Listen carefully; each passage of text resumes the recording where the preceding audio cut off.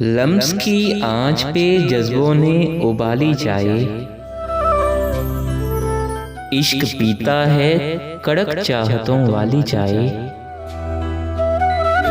केतली हिज्र की थी गम की बना ली चाय, केतली हिज्र की थी और गम की बना ली चाय। वसल की पी न सके एक प्याली चाय। मेरे दालान का मंजर कभी देखो आकर,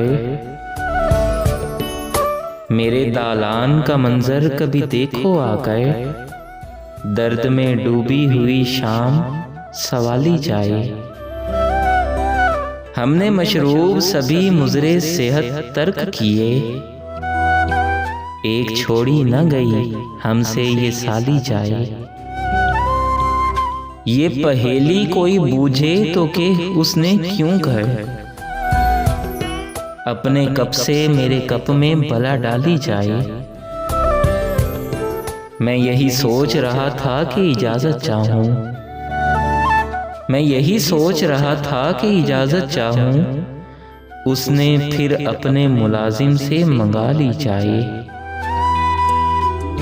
इससे मिलता है मोहब्बत के मलंगों को सुकून, दिल के दरबार पे चलती है दमाली चाय। रंजिश भूल के बैठे कहीं मिलकर दोनों, अपने हाथों से पिला खैर सगाली चाय। इश्क भी रंग बदल लेता है जाने जाना, हाँ इश्क भी रंग बदल लेता है जाने जाना। ठंडी हो जाए तो पड़ जाती है काली चाय।